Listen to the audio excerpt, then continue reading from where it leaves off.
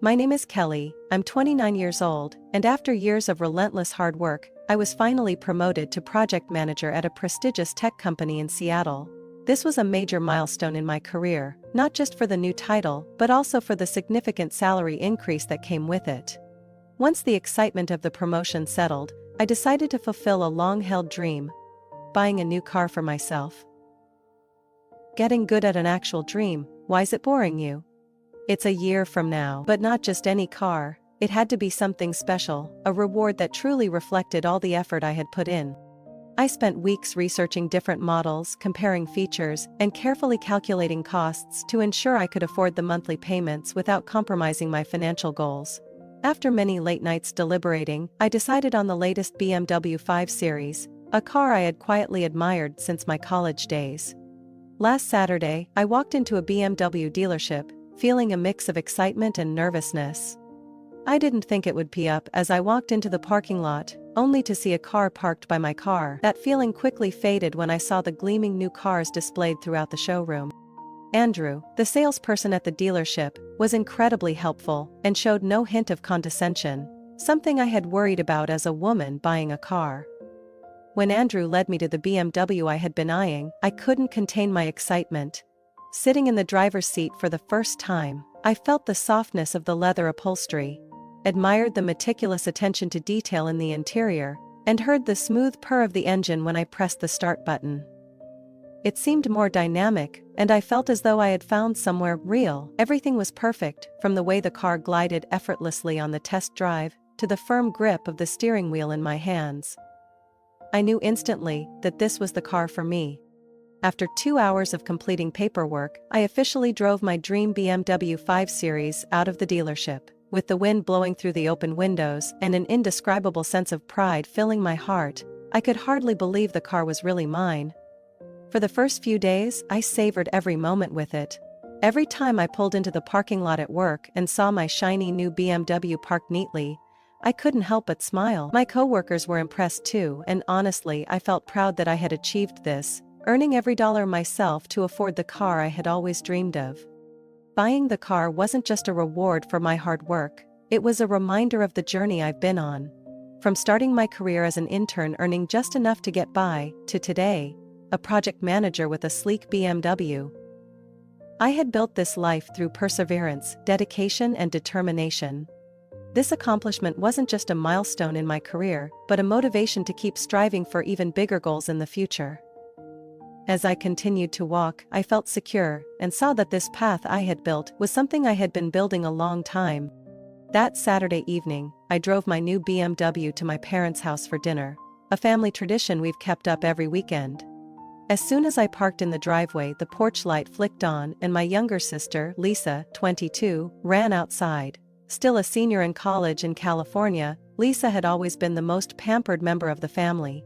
When she saw my car, her eyes widened in amazement, and she practically shouted, "Oh my God, Kelly, did you really buy this? It's gorgeous!" She ran circles around the car, examining every detail like a child discovering their favorite toy.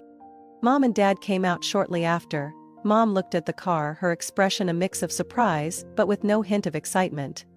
Dad, as usual, furrowed his brow in the way he always did before saying something disapproving. I had anticipated their reaction, but the lack of even a single compliment still stung. Inside, dinner was anything but comfortable. Lisa couldn't stop talking about my BMW, her enthusiasm uncontainable. "Kelly, you have to let me drive it. Just one round, please. My friends would freak out if they saw me behind the wheel of this," she pleaded excitedly. I smiled lightly, trying to stay calm. "Sorry, Lisa. I just bought the car and I'm not comfortable letting anyone else drive it yet." My response immediately soured her mood. "You're so selfish," she snapped, her face turning from excitement to anger. "I'm your sister. Don't you trust me?" Mom quickly jumped in, her tone laced with reproach. "Kelly, Lisa just wants to drive it for a little bit. Why are you making such a big deal? We're family. Can't you share with your sister?" Her words carried the same accusatory tone I'd heard so many times before.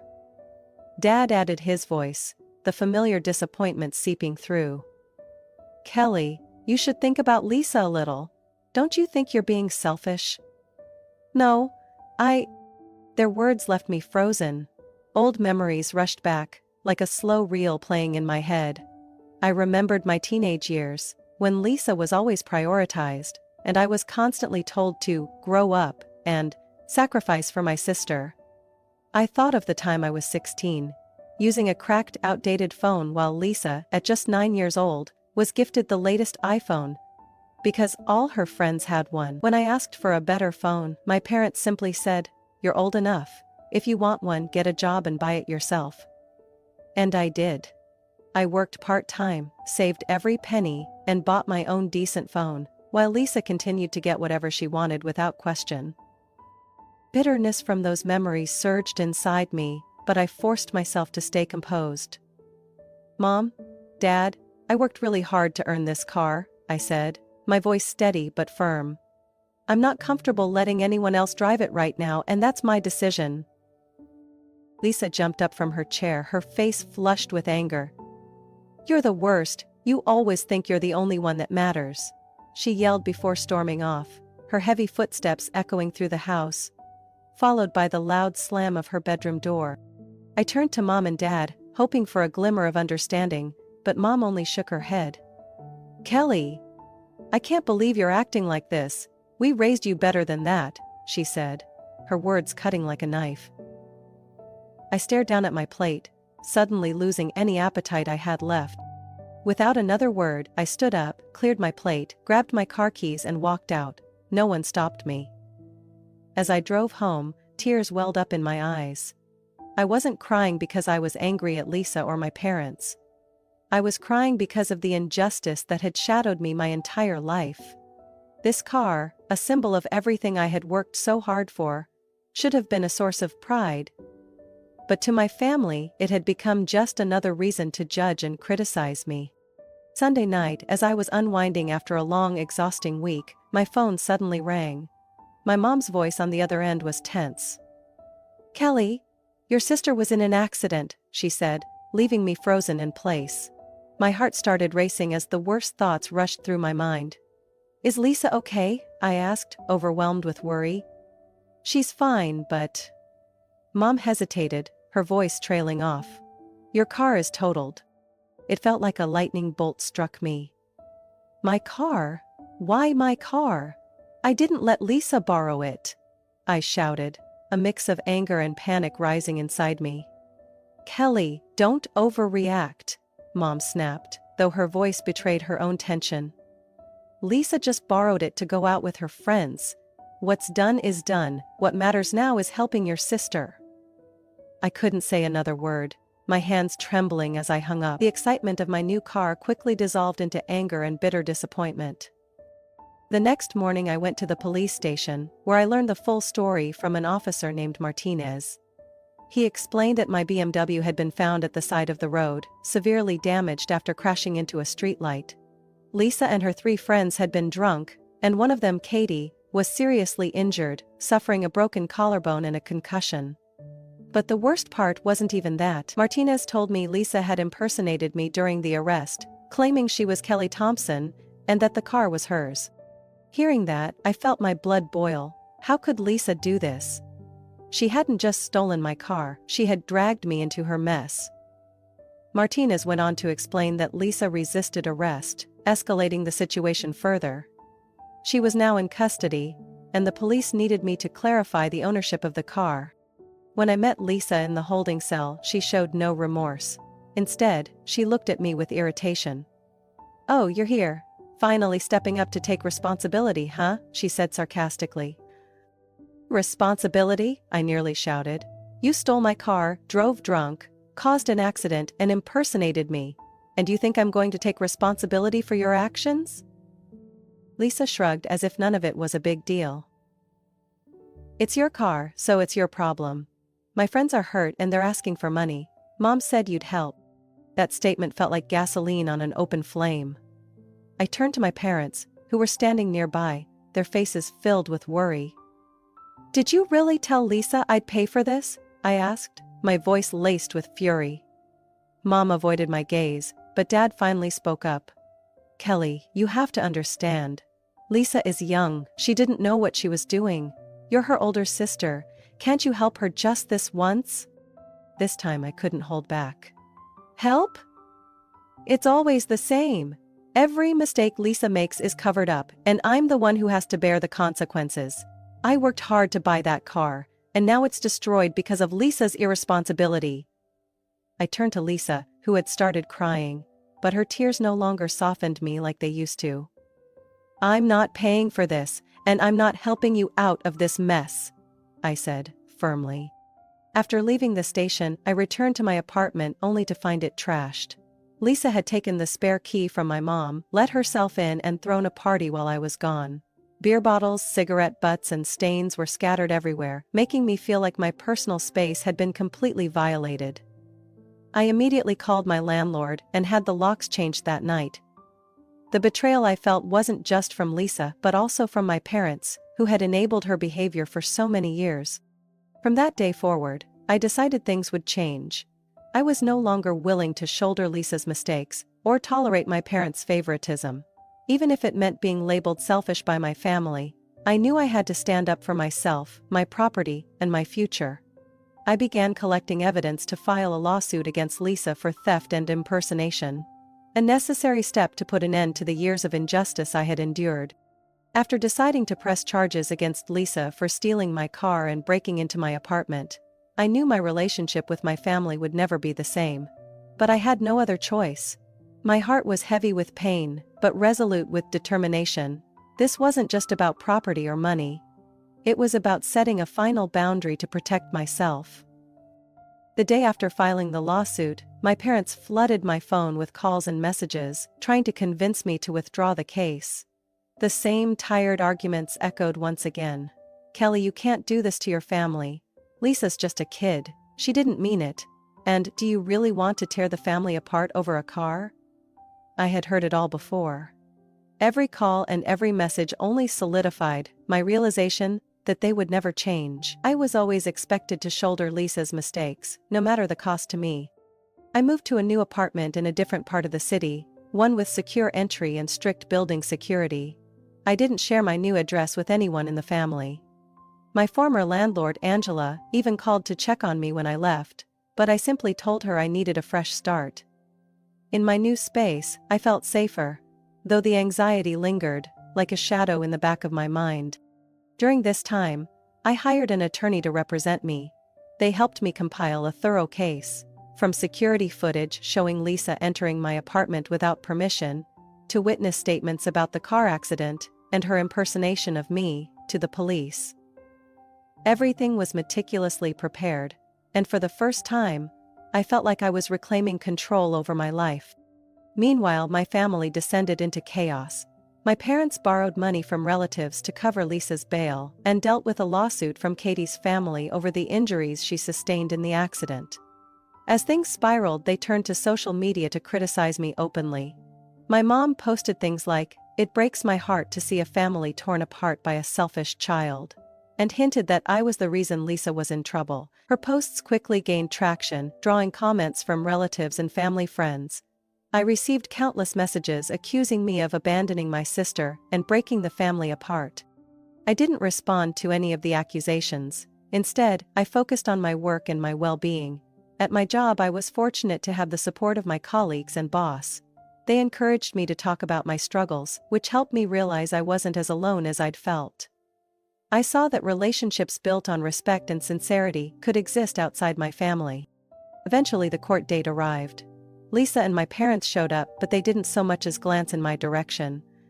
Lisa tried to argue that her actions were just a momentary lapse in judgment, but the evidence was undeniable. The court found her guilty of breaking and entering, theft, and impersonation, holding her financially responsible for the damages she caused. While it couldn't undo what had been done, I felt a weight lift, knowing that justice had been served. After the trial, the calls and messages from my family stopped entirely. My parents seemed to have made the decision to cut ties, and Lisa disappeared from my life. Part of me ached at the loss of my family, but another part felt like a massive burden had finally been lifted. I understood that sometimes, to find peace, you have to accept certain losses. My new life slowly began to stabilize. I focused on taking care of myself, learning to let go of past wounds, and looking ahead to the future. Even though I had lost my car, I realized that the freedom and self-respect I had gained were far more valuable.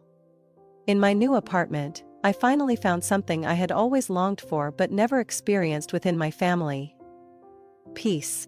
After the trial ended, the consequences of Lisa's reckless actions became more apparent than ever. Lisa's university sent an official notice. She had been expelled for severe violations of the Student Conduct Code. Driving under the influence, causing an accident, and resisting arrest had gone far beyond what the school could tolerate. This news not only left Lisa in shock, but also sent my parents into a state of despair. My mom called me, sobbing uncontrollably, her voice trembling with anguish. "Kelly, Lisa has lost everything. Don't you feel sorry for your sister?" But I responded calmly, "Mom, these are the consequences of Lisa's actions. I warned you many times but no one listened." I hung up after that, unwilling to continue the conversation. Meanwhile, Katie's family officially filed a lawsuit seeking medical expenses and damages for emotional distress. The amount demanded was over $80,000, a figure far beyond my parents' financial means.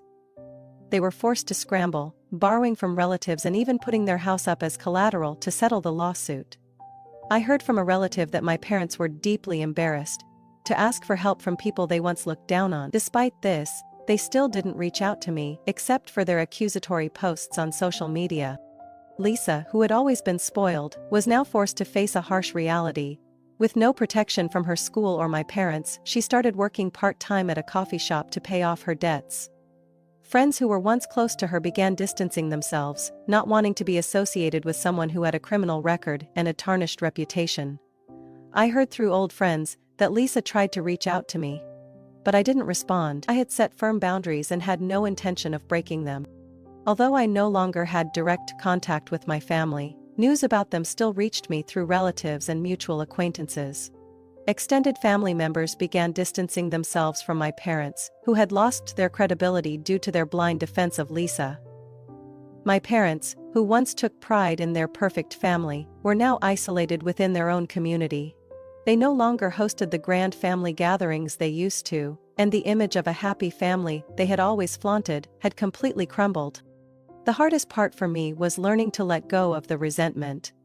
There were nights when I would wake up feeling angry, replaying my mom's words in my head. "Family comes first, Kelly. You can't turn your back on your sister." But I reminded myself that protecting myself wasn't selfish. It was necessary. I had spent my whole life sacrificing for my family, only to realize they never truly appreciated me. Instead of dwelling on the past, I focused on rebuilding my life. I joined a yoga class to reduce stress and connect with new people. My career also flourished, and I began taking on bigger projects. A year after the incident, I had saved enough money to buy a new car, and not long after that, I purchased a modern apartment. Not to show off, but to prove to myself that I could stand strong and move forward. Over time I realized I had finally escaped the shadow of my family. Their troubles no longer affected me. My parents and Lisa could continue blaming me, but it no longer weighed on my mind.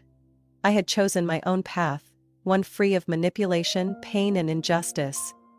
And that was the freedom I had been searching for all along. After moving into my new apartment, with its modern security system, it felt like I had officially closed an old chapter of my life and begun a fresh start. For the first time in years, I truly experienced peace. No more late-night phone calls, no more guilt-ridden messages from my family, and no more passive-aggressive posts on social media. My new space wasn't just a place to live, it was a sanctuary, where I could rebuild myself. A place I could finally call home, in every sense of the word. I started my days in the bright, sunlit apartment, with rays streaming through the large windows, illuminating the cozy yet minimalist living room. Every corner of the apartment bore my personal touch, from the little cactus pots on my desk to the landscape painting I hung on the wall. Creating this space was more than just decorating. It was a form of healing. Each item I chose reminded me that I was living for myself now, not for anyone else's expectations or demands. As I built my new life, I also learned to take better care of myself. Instead of letting work consume all my time, I started spending weekend mornings strolling through a nearby park, breathing in the fresh air and relishing the calm. I signed up for a cooking class on Wednesday evenings, where I met new friends who were also on their own journeys of self-discovery and rebuilding. The beauty of these friendships was that none of them knew about my past. To them, I was just Kelly, a 29-year-old woman who loved life and was eager to try new things. Still, old memories sometimes resurfaced, especially during the holidays. I vividly remembered the warm and lively Christmas dinners with my family before everything fell apart. But instead of letting those memories sadden me, I decided to create new traditions for myself. That Christmas, I cooked a small dinner and invited a few close friends over. We laughed, shared stories, and enjoyed each other's company. And I realized that family doesn't have to be defined by blood. Sometimes family is made up of the people who genuinely value you and want to see you happy. My career also continued to thrive. After the challenges and losses caused by Lisa's actions, I poured all my energy into my projects. My professionalism and dedication didn't go unnoticed, and I was promoted to a senior management position, a milestone I never thought I'd achieve so quickly. The pay raise not only improved my quality of life, but also allowed me to start saving for bigger dreams, like buying my own house or traveling the world. Occasionally, I would hear updates about my family through relatives or friends. My parents were reportedly still struggling with debt, and Lisa had moved back in with them, taking on odd jobs to make ends meet. These updates no longer made me feel sad or angry. I had learned to let go, because I knew I was no longer responsible for their mistakes. Rebuilding my life wasn't always easy. There were days when I felt lonely, and moments when I questioned whether I had made the right choices. But whenever I looked around at my quiet, orderly apartment, I smiled. This was a space I had created, free of control, judgment, or conflict. It was where I felt free to be myself. Looking back now, I see that the pain and hurt from my family taught me an important lesson. Sometimes, to find happiness, you have to be brave enough to let go of what hurts you, even if it's your own family. I don't know what the future holds, but I'm confident I'm on the right path. A path I've chosen for myself, guided by hope and self-respect. Looking back on my journey, Kelly, realize that while I've lost many things, the most valuable gain has been the freedom and control over my own life. The BMW, a symbol of my hard work and success, is gone. My family, who should have been a source of comfort and encouragement, became a burden I had to walk away from. Yet, from the ruins of those losses, I discovered something I didn't even know I was searching for all these years. A life free from impositions, expectations, and guilt. I've learned that loss isn't always a failure. It can be a way to free yourself from what holds you back. The breakdown of my relationship with my family no longer causes daily pain. It has become a milestone marking my growth. I stopped trying to prove my worth to people unwilling to see it. Instead, I focused on building a life I'm proud of. A life I control. With each passing day, I feel stronger. The painful memories of favoritism and injustice in my family no longer weigh me down. Instead, they've become lessons that taught me the importance of independence and self-respect. I've come to understand that happiness doesn't come from meeting others' expectations, but from living true to your values and dreams. My new life isn't always easy, but it brings a peace I've never known before. Waking up in my quiet apartment each morning, with sunlight streaming through the windows, reminds me that I'm living for myself now. Every step forward, no matter how small, is a confirmation that I'm on the right path. The final takeaway from my story is this: sometimes, to find true freedom and happiness, you must have the courage to let go of what causes you pain, even if that means family. Only by freeing yourself from those burdens can you open the door to a new life. A life you truly deserve. Share your thoughts about this story. What would you do if you were in Kelly's situation? Don't forget to follow the channel for more meaningful and heartfelt stories about life, family, and the journey to finding happiness.